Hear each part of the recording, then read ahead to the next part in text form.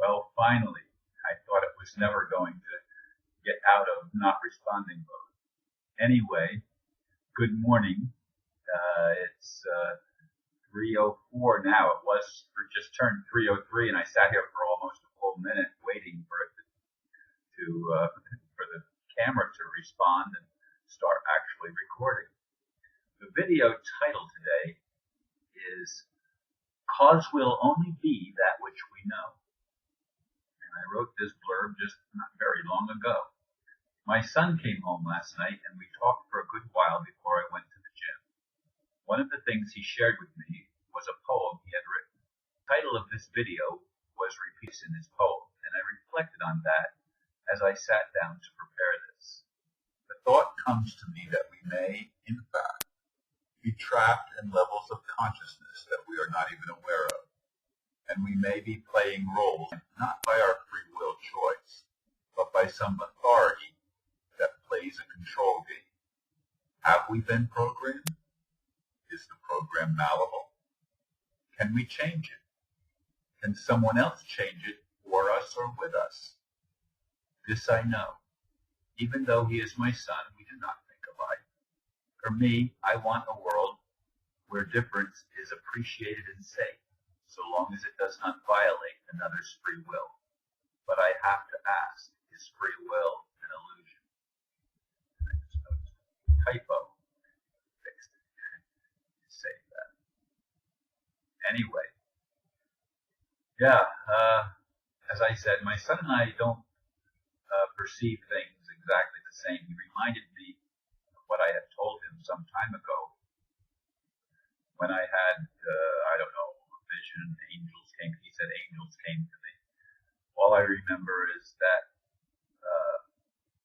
in this experience that I had, I was asked, are you willing to give up your son? And I had forgotten all about it, quite honestly, till he reminded me.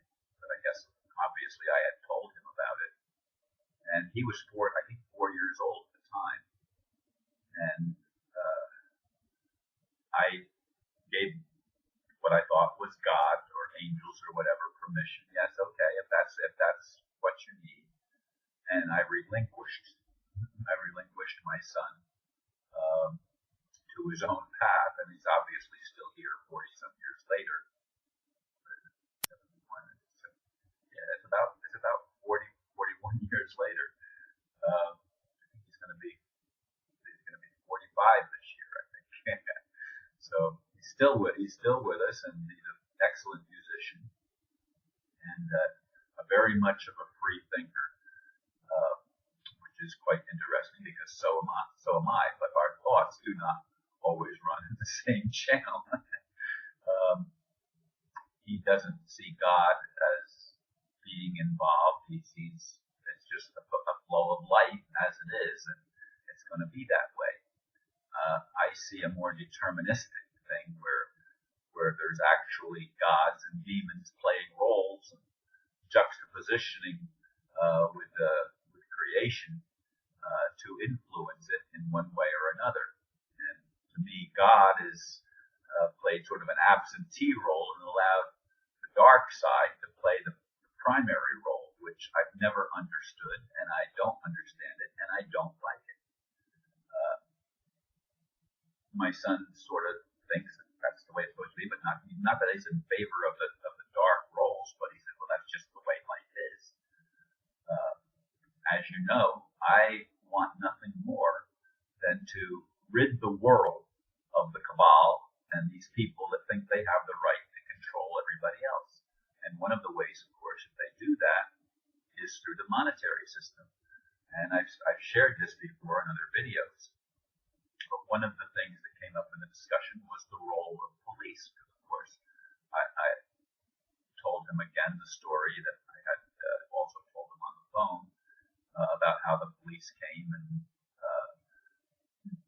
basically took away my rights, and not only took away my home, but I was not even allowed to. I was given a certain amount of time to take what I could take out, which I appreciated that 4 hours or so of freedom to remove personal belongings, and I'm glad for the 6 people that helped me. But police weren't always that way. Again, I've told how I grew up, and police, my Augie favor, yeah, he was one of the cops that I knew on a first name and last name basis. I knew him. He was a good guy, and Mr. Vanderklok, Bob Vanderklok, was a good guy. My friend Bob Vanderklok was also a good guy. These were good people, but Ori Van Dyke was a relative, and he was the chief of police. And so I didn't grow up fearing police, but since the Reagan administration, at least since then, when he declared the war on drugs and stuff like that, and they started pumping all this money into police forces and giving police unlimited power to steal people's personal property and not give it back, and with very little, if any, accountability, with courts that went along with the system, with a monetized prison system that can only make money when the prisons are at least 95%, I think it is, full. So they have to keep putting prisoners in there, even if all they've done is smoked a joint and been found with a little bit of pot on them or something.